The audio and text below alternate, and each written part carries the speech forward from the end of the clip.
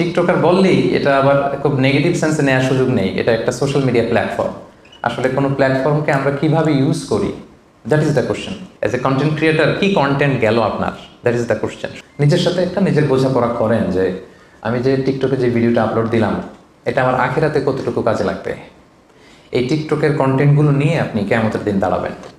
কি টিকটক বানালাম, কি ইউটিউব বানালাম, কি কমেন্টস করলাম, কি বক্তব্য দিলাম, কাদের সাথে মিশলাম, আমার অ্যাক্টিভিটি কি ছিল, আল্লাহর সুপ্রিম কোর্টের কাঠগড়ায় পাই টু পাই কিন্তু হিসাব দিতে হবে।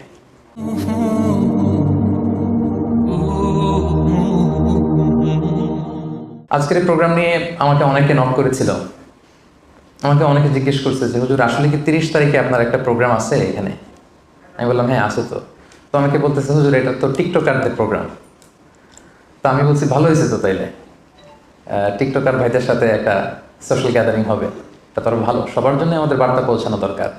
টিকটকার ভাই বলেন, ইউটিউবার বলেন, সাংবাদিক বলেন, তারপর ব্যবসায়ী বলেন, রাজনীতিবিদ বলেন, সবার প্রতি আমাদের জন্য আমাদের পক্ষ থেকে বার্তা আছে না নাই? আমাদের কাজই হচ্ছে বার্তা দেয়া, বার্তা পৌঁছানো।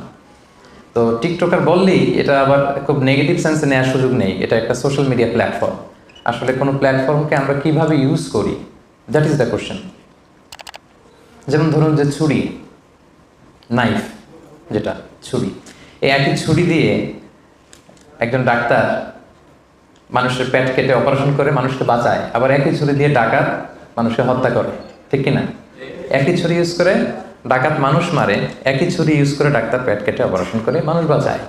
তো ছুরির কোনো দোষ নাই, দোষ হচ্ছে এই ছুরির ইউজার যিনি ব্যবহার করছে। এরকম সব কিছুর ক্ষেত্রে একটা পিস্তল, যারা ডাকাত গুন্ডা বদমাশ পিস্তল দিয়ে মানুষ মারে, সন্ত্রাসী করে, আবার এই পিস্তল দিয়ে আইন শৃঙ্খলা বাহিনীর লোকেরা তারা মানুষের নিরাপত্তা নিশ্চিত করে। সো এই যে আর্মস, এই পিস্তল, এই ছুরি, এটার কোনো দোষ নেই, এটার কোনো হাত পাও নেই। তো এটা আমরা আসলে কিভাবে ইউজ করি, এইটা হচ্ছে কোশ্চেন। সো আমরা টিকটক কিভাবে ইউজ করি, দ্যাট ইজ দ্য কোশ্চেন। এবং বিশ্বাসীদের একটা গুণাবলী হচ্ছে ওয়াল্লাযীনা হুম আনিল লাগবি মুরিদুন। বিশ্বাসীরা তারা সবসময় অনর্থক কাজ থেকে বিরত থাকে। সবসময় যে জিনিসে মানুষের কল্যাণ, যে জিনিসে মানুষের উপকার, যে জিনিসে আমার দুনিয়ায় কল্যাণ, যে জিনিসে আমার আখিরাতে কল্যাণ, বিশ্বাসীরা শুধু ওইটাই করে। লাভ আছে যেখানে, বিশ্বাসী আছে সেখানে। তো শুধু দুনিয়ার লাভ থাকলেই চলবে না, আখিরাতের লাভ আছে কিনা সেটাও খুঁজতে হবে। সো প্রত্যেকটা জিনিসের একটা পজিটিভ নেগেটিভ দিক থাকে। আমরা যদি সোশ্যাল মিডিয়া প্ল্যাটফর্মসগুলো ইউজ করি, বা ধরুন যে টিকটক ইউজ করি, আমার কোনো টিকটক আইডি নাই, আবার টিকটকের ইস্যুটা রেজ করে আমি যেটা বোঝাতে চাচ্ছি যে সোশ্যাল মিডিয়া প্ল্যাটফর্মের আসলে কোনো দোষ নেই, দোষ হচ্ছে ইউজারের। প্রত্যেকটা জিনিসের একটা পজিটিভ দিক থাকে, একটা নেগেটিভ দিক থাকে। সো আপনি পজিটিভলি এটা ইউজ করতেছেন কিনা, দ্যাট ইজ দ্য কোশ্চেন। এবং সেটা অ্যাজ এ বিলিভার আমাদেরকে কিন্তু নিজের সাথে নিজের একটা বোঝাপড়া লাগবে যে আমি আসলে টিকটকে কি আপলোড দিচ্ছি, হোয়াট ইজ দ্য কন্টেন্ট। এই যে আমরা কন্টেন্ট ক্রিয়েটর বলতেছি, আমি একজন টিকটকার, আমি আসলে কি আপলোড দিচ্ছি, আমি একজন ইউটিউবার, আমি আসলে কি আপলোড দিচ্ছি, দ্যাট ইজ দ্য কোশ্চেন। কারণ একজন বিশ্বাসী সে বিশ্বাস করে মা ইয়ালফিযু মিন কাওলিন ইল্লা লাদাইহি রাকীবুন আতীদ। একজন বিশ্বাসী সে যাই বলে, যাই করে, এটা আল্লাহ তাআলা কিরামান কাতিবিন ফেরেশতার মাধ্যমে রেকর্ড করিয়ে রাখে। ওয়াকুল্লা শাইইন আহসাইনাহু ফি ইমামিন মুবিন। সূরা ইয়াসিন আল্লাহ তাআলা বলছেন ইমামুম মুবিন নামক ভিডিও রেকর্ডারের ভেতরে আমি সব রেখে দেব। সো আপনি টিকটকের ভিতরে কি করতেছেন এটা সেদিন দেখবেন। ইউটিউবের ভিতরে আপনি কি আপলোড দিলেন, অ্যাজ এ কন্টেন্ট ক্রিয়েটার কি কন্টেন্ট গেল আপনার, দ্যাট ইজ দ্য কোশ্চেন। শুধু ওখানেই না, এই সমাজেও কিন্তু সম্মানিত অসম্মানিত হওয়ার ব্যাপার আছে। আপনার কন্টেন্ট দেখে একজন মানুষ আপনার ব্যক্তিত্বকে জাজ করে, ঠিক না? একজন মানুষ কেমন, পজিটিভ না নেগেটিভ, তার চলাফেরা, অ্যাটিটিউড, বিহেভিয়ার, এটা কেমন, এটা দেখার জন্য তার সোশ্যাল মিডিয়া হ্যান্ডেলসগুলো একটু তার ফেসবুকে ঘুরে আসলে, একটা ঢুমারলে, তার ইউটিউব অ্যাকাউন্টস থাকলে সেখানে গেলে, তার স্ন্যাপচ্যাট থাকলে, তার ইনস্টাগ্রাম থাকলে, তার টিকটক থাকলে, একটু ঘুরে আসলে আপনি বুঝবেন লোকটা কেমন। খুব সহজ কিন্তু। সো এখানে রিমাইন্ডার হচ্ছে পজিটিভ জিনিস যেন যায়। আমি ঢাকা ট্রিবিউন এবং ডেইলি স্টারের যে নিউজগুলো এগুলো দেখি, ইংলিশ নিউজ পেপার, আমি কিছুদিন আগে দেখলাম যে TikTok removed more than 2.6 million videos from Bangladeshi content. Bangladeshi content যে তৈরি করে গত বছরের শেষের দিকে তারা 2.6 মিলিয়ন, দ্যাট মিনস 26 লক্ষেরও বেশি কন্টেন্ট ডাউন করেছে, রিমুভ করেছে। কারণ কি? Rubbish, absolutely rubbish content. কি কন্টেন্ট তারা তৈরি করছে তারা নিজেরাও জানে না। সো এটা তো একজন ইউটিউবারের কাজ হতে পারে না, এটা তো একজন টিকটকারের কাজ হতে পারে না, এটা তো একজন সোশ্যাল মিডিয়া হ্যান্ডেল যারা ম্যানেজ করে বা অপারেট করে এটা তাদের কাজ হতে পারে না। যে সমস্ত দেশের কন্টেন্ট ডাউন করা হয়েছে এর মধ্যে বাংলাদেশ 7 নম্বরে, মানে এত পরিমাণে বাংলাদেশিদের কন্টেন্ট ডাউন করা হয়েছে, এটা হচ্ছে রাবিশ টাইপের কন্টেন্ট ছিল। সো দুনিয়াতেও কিন্তু বেইজ্জতি আছে না নাই, এটা খেয়াল করবেন। আমি বলছি না যে টিকটকার ভাই যারা আছেন এখানে আপনারা আজে বাজে কন্টেন্ট দেন, এটা আমি বলছি না, অনেকে তো ভালো কন্টেন্ট দেন, আমি সেটাই বলছি আপনাকে। নিজের সাথে একটা নিজের বোঝাপড়া করেন যে আমি যে টিকটকে যে ভিডিওটা আপলোড দিলাম এটা আমার আখিরাতে কতটুকু কাজে লাগবে। এই টিকটকের কন্টেন্টগুলো নিয়ে আপনি কিয়ামতের দিন দাঁড়াবেন, ইউটিউবের ভিডিওসগুলো নিয়ে আপনি কিয়ামতের দিন আল্লাহর সামনে দাঁড়াবেন, এবং আপনার কাছে একটা ডিজিটাল আপনার এন্ড্রোস করা একটা আমলনামা দেওয়া হবে, এবং দেখে আপনি বলবেন মা লিহাযাল কিতাবি লা ইউগাদিরু সাগীরাতান ওয়ালা কাবীরাতান ইল্লা আহসাহা।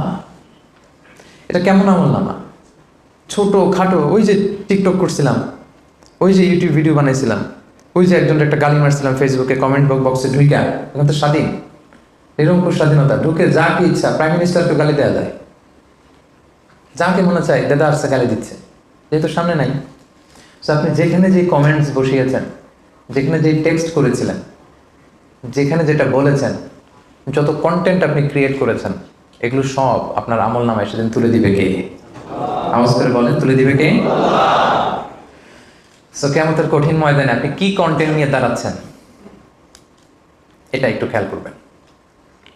এই দুনিয়ার জীবনটা এটা একটা ধোঁকা, এটা একটা মায়াজাল, এটা একটা মরীচিকা। এই রং ধরা যৌবন জং ধরে শেষ হতে বেশি সময় লাগবে না, খুব অল্প সময়। এই যে ইয়াং যারা আছেন, কি ড্যাশিং চেহারা, নাদুস নদুস চকচকে, হ্যাঁ, কি সুন্দর কুচকুচে কালো চুল, থাকবে না এটা একদিন। সো দুনিয়ার এই সামান্য ভোগের সামগ্রীর জন্য আমরা টিকটকে, আমরা ইউটিউবে, আমরা সোশ্যাল মিডিয়া হ্যান্ডেলসগুলোতে যেন কোনো অশোভনীয়, কোনো অশ্লীল, কোনো আজে বাজে কন্টেন্ট যেন আপলোড না দিই। This is my first and foremost reminder tonight.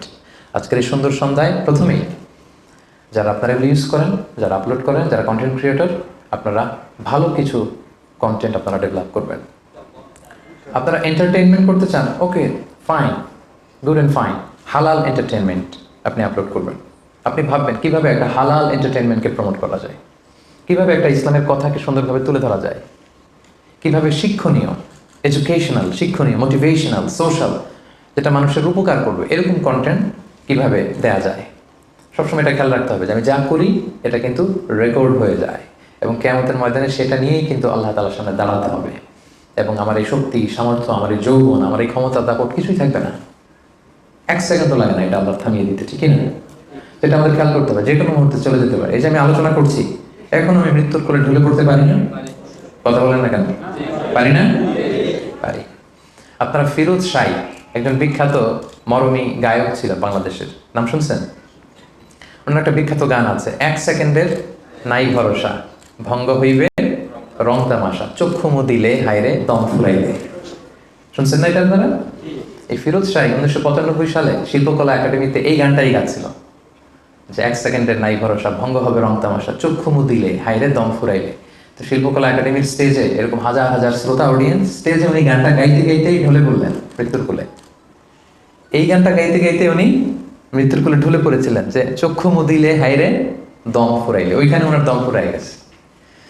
So কে কখন আমরা চলে যাবো সম্মানিত ভাইয়ের, আমরা এটা জানি না, এবং সেটা হচ্ছে ধ্রুব সত্য যে আল্লাহর সুপ্রিম কোর্টের কাঠগড়ায় আমাদেরকে দাঁড়াতে হবে। কি টিকটক বানালাম, কি ইউটিউব বানালাম, কি কমেন্টস করলাম, কি বক্তব্য দিলাম, কাদের সাথে মিশলাম, আমার অ্যাক্টিভিটি কি ছিল, আল্লাহর সুপ্রিম কোর্টের কাঠগড়ায় পাই টু পাই কিন্তু হিসাব দিতে হবে, সব হিসাব দিতে হবে।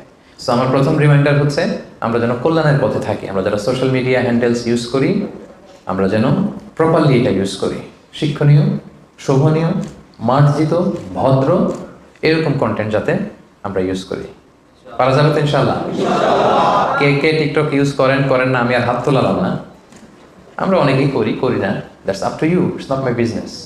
বাট এই রিমাইন্ডারটা দেওয়া এটা আমার রেসপন্সিবিলিটির মধ্যে পড়ে, এই জন্য এই বার্তাটা দিলাম সম্মানিত ভাইয়ের। আজকেই একটু নিজের সাথে বোঝাপড়া করেন যে আমার কন্টেন্টগুলো কেমন, শিক্ষণীয়, শোভনীয়, শ্লীল, ভালো, মার্জিত, ভদ্র যদি হয় ফাইন।